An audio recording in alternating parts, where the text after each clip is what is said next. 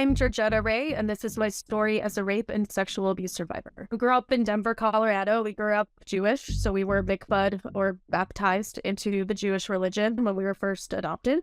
And we went to a Jewish day school. I went to a middle school that was for the arts. And then I went to a high school, same high school, Denver School of the Arts. I became a band major. And then I realized that I really wanted to do music and the arts. And so I quit my sports. I retired from ski racing after a few years and decided that's what I was going to focus on. I auditioned for a bunch of different schools, got into Berklee College of Music, and I went there mostly because my band teacher really changed my life and narrative on some of the things I had gone through, and he was somebody that I really looked up to, and he went to Berklee College of Music. I met the TA in a guitar class. It was a music theory class that I had to take. The TA was also a senior. For me, I was a first chair flute. I wanted to take this advanced theory class, and I did. And it was at a time that I wasn't really going to lunch or anything. It was also at a time I wasn't eating as much, so I wasn't going to lunch, so I was practicing in the practice rooms, or I was, doing whatever. So he would tutor me, play music with me, and again, he was also technically a student, but he was working as a TA. It got to a point where he started making those sexual advances and taking advantage of me sexually, like in the little corridors, away from the cameras, hard to see, just telling me basically what to do, or just touching me without any kind of conversation. And I was 15. I had not had sex. For me, I didn't have that actual knowledge yet. He would say that I could excel in class. I was just little things like that. I was thinking, okay, maybe he'll make my grade better. It was just, I also didn't have enough friends to where I could afford to lose any kind of social connection. I was scared of upsetting him. I was scared of making him mad. And then it kind of came to a peak one day. It was in the evening.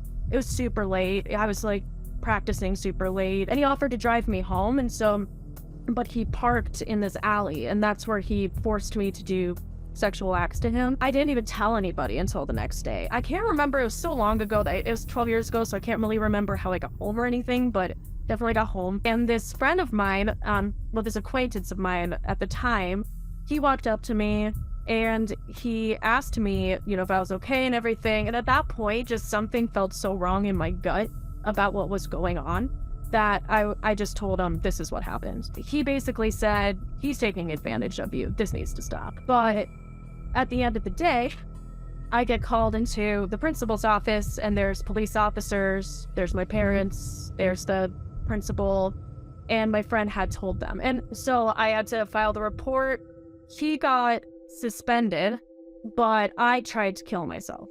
So I was in a hospital for 2 weeks, and by the time I got back, he was back in school. The teacher, the guitar teacher, the one that he would help, pulled me aside one day into the empty choir room, but he said, so you were in an uncomfortable situation, and this is how it ended up. That's not okay. You ruined this guy's life, da-da-da-da-da. It was almost he flipped a switch in my brain, in my very confused teenage brain, where I had to apologize to the TA. If you fast forward a couple years, I get a call.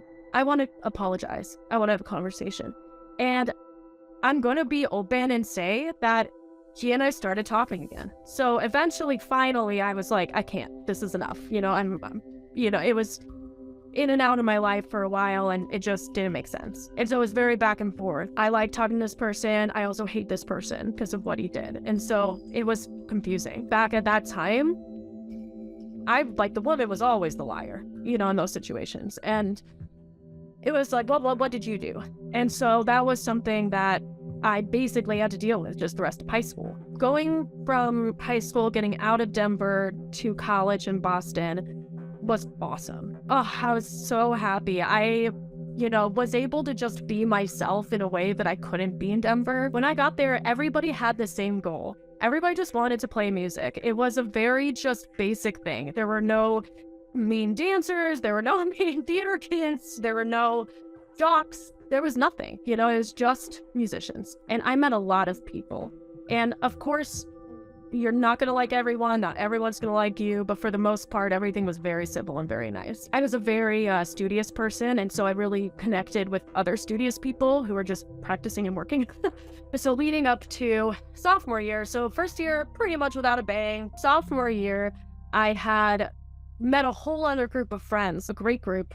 And there was somebody in the group who, he was very personable. And for me, I thought he was nice, but I wasn't as drawn to him as everybody else was, I would say. He and I got along as friends. We played music. At the time, I didn't have a roommate because my first roommate, who I adore, she didn't end up staying because she had some issues and she had to go home. And so a lot of the time, the group would hang out in my room. One night, it was 2 a.m, I think, around. I get a call. So, he calls me at 2 a.m. and he says, I got locked out of my apartment and I can't go back inside. And it was October. It was cold. It was Boston. I was listening and I was like, I don't know, because the visiting hours are closed. I don't even know if I can get you in here, because he wanted to see if he could just crash in the extra bed. I wanted to give him a place to crash. And so he got up and I said, here's the extra bed.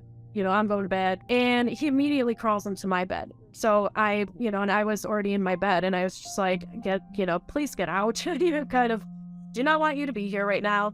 And he said, I just want to sleep. The rest of it kind of just happened in seconds almost. And it was very just aggressive and brash. And before I knew it, the guy was on top of me. And I was just, thinking, I have no idea what's happening. I was really tired. I was starting to wake up a bit. And I kept telling him to stop.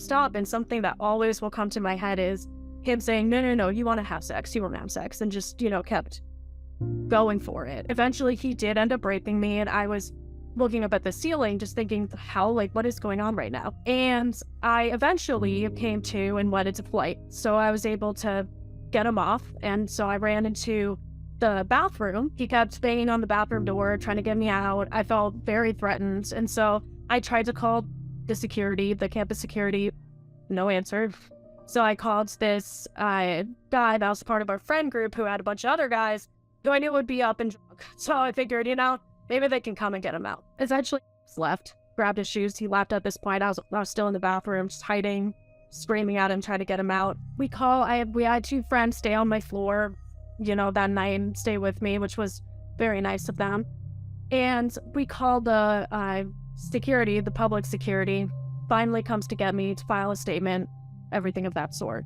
Take pictures. I did have some cuts and bruises on my legs, on the back of my legs, because of the bar from the bed. I got a rape kit, did all that. About a day later, I get called into the office, the counselor. She gives me these pamphlets of my options and all this stuff, and tries to get the story, tells me what her follow-up's gonna be. I don't hear anything for months. And months turned into a year. And between that year, I ended up taking a semester off from school because my eating disorder got really bad. And so I ended up leaving because I was so stressed seeing him. He kept constantly trying to intimidate me in the cafeteria, outside the gym, and it just got to a point that I couldn't be there anymore. So after taking the semester off, I come back in the fall. I still haven't heard anything from counseling, anything. And almost a year to the day, maybe a little bit later, we did something called the Think About It course. And the Think About It course was an online course that educated students on the dangers of alcohol, drug use, assault, all of that. And it became a graduation requirement. So everybody had to take this, I think, 4-hour online course.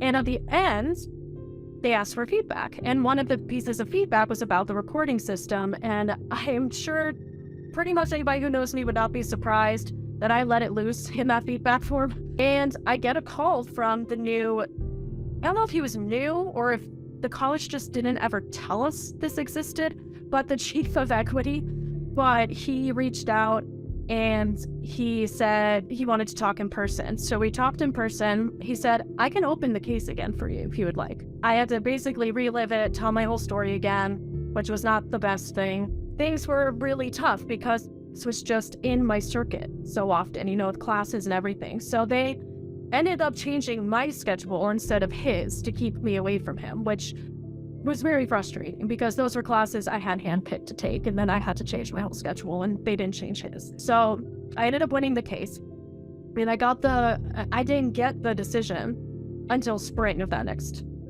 semester. So I had to go through this process months. And so the way that Joe wrote it was, he said, on this situation, being accused of harassment, the school finds responsible. And so each point that they were saying, abuse, assault, battery, all these things were found responsible. I was really happy. I was on cloud nine. I had a professor who was an incredible source of support for me at the time. And I ran to the professor, and then we look further and we see he was only suspended for a year. After that winter break, I'm back next spring. I'm sitting in the lobby with a good friend of mine who also had a very sad story. And he comes up to us and just starts talking to us. He's just back on campus. I didn't know. The school didn't tell me. I had asked so many times for them to say, I need to know. Just tell me when he's back. They didn't. And it was a constant trying to just push things under the rug. And so I knew at that point I wanted to start advocating and start just trying to figure something out. So I started working with Rain in the Speakers Bureau for a while. And so I was doing a couple speaking engagements here and there, but for the most part, couldn't really get anything off the ground. I was helping some other friends, and eventually I became more vocal about the whole thing online. So I didn't out the name initially. I just said, this is my story. Berkeley really screwed up here. This is the situation. I don't really think Berkeley was ready for me. I wasn't ever nasty or aggressive, but if there was something that was wrong, or if there was a policy that wasn't being followed, you bet after I did reading, a Title IX boot camp, all of this research, you bet I knew what policies were being broken. So it was something that I became more of that subject matter expert for these students of what is the policy. I believe the fall of my senior year, closer to almost the winter, there was an article that came out in the Boston Globe, and it was about Berkeley letting 12 professors go silently for sexually abusing or harassing their students. But I didn't really want to bring this to the forefront of my life anymore, my assaults. I wanted to kind of have it in the past. And so I didn't want to go to the walkout. There was a walkout that the students at Berkeley had organized. I went downstairs outside after class one day, not knowing where that walkout was starting, but I saw these people gathering, getting ready to go. There were some people with red bands on their heads as marshals so that they could help people cross the street safely, walking into the stadium or the auditorium. And I was gonna walk away, and then I saw lined up against the wall, getting ready to march in this basically walkout.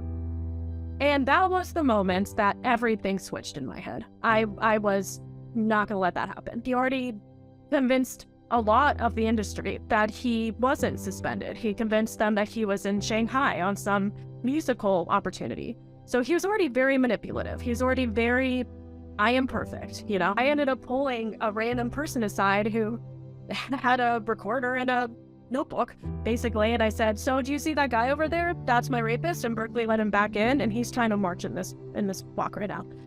And it ended up being the reporter for the Boston Globe, and I became a marshal. I literally grabbed a red band. There's a Getty image online. I was the one who, you know, they were like, somebody's gonna run back and forth in the middle of the street, you know, to help people if the light turns red. And I immediately just threw myself in, started just doing that work to get everybody over safely. And I was the first one to speak at the sit-in as well. So I ended up, you know, I went from being just quiet and not wanting to say anything to being somebody who was just forcefully trying to make these changes. Some friends and I formed a group. It was Berkeley and BOCO, Boston Conservatory, which is our sister college. And it was at a time that Boston Conservatory and Berkeley were merging into one school. So we were already trying to get people involved with each other. And so it was a mix of students that were really against, obviously, sexual assault and wanted these policies changed. So we started this group. A lot of students heard of this group and started reaching out saying, hey, I need an advisor. And Georgeta advised me, and Zach advised me. And it just became this thing for students, that is a safe place. People were sharing their stories. And there was this case of this, again, teaching assistant. So it definitely rubbed me the wrong way in college, who was taking advantage of all these young men at school. And that was a huge case. And, it was something that I advised one of the boys on it, and he actually had to leave school. So it was a Zoom investigation. And we did change some policies. I mean, they did firm some things up. They made things a little better. So after the walk-in, his name becomes very prominent. It becomes very public. I'm not the one who made it public, but there were 2 kids. There's this other guy. I think his name was Liam. And those 2 were found responsible for around the same time. And they both were allowed back at school. So they were kind of the examples being made. And nobody wanted them living on campus. So that was kind of the first thing. So there were groups. It was insane. There were groups that were doing sit-ins outside of Roger's office, and run by teachers. I mean, people were pissed. People did not want these guys on campus. And there was somebody, I still do not know to this day who wrote this, but somebody wrote a petition that is still online that says expel him. This became very publicly hated. And so honestly, when a school doesn't do what they're supposed to do the first time, this happens. People talk. You're going to get found out. And honestly, public scrutiny can be 10 times worse than expulsion. So sometimes you just got to do it. And then I started getting threatening messages online. And it was Instagram in particular. And it was really the main online platform I'd been using at the time. They were accounts just saying some of the most cruel things on my pictures, in my messages, threatening me, threatening my family. And sometimes it would say, I am a friend of his. And so that was a moment I was thinking, and in my head, I was also thinking, he doesn't have any friends. Obviously, everybody hates this guy. So in my head, I'm thinking, and so I go back to the school, I go to the public safety, I'm still a senior. This is all happening senior year. So I go to public safety, I'm showing all these messages. When I tell you the school failed me once again, they did nothing. And it got to a point, I had a really good friend who I'm very thankful for. And he was so protective. And he wanted to make sure that this guy wasn't getting near me. My friends were starting to get pissed. Some of those messages were very cruel. And some of them, the thing that confused me to this day, and I still don't know, I filed police reports, I've done everything. I given over my phone. They were saying they're touching on some personal things that only somebody very close to me would know. So I wasn't even sure who it was at that point. Some of those things I had told a very select few. But in my head, I was thinking, there's no way that my friends would do this. I mean, this is crazy. So it got to a point, I walked downstairs of my apartment building, and senior year, I was living alone. I got to live alone in my apartment, which was a dream. But I went downstairs, and there's this guy right after I got a message, just standing outside my apartment building staring. And I was really scared.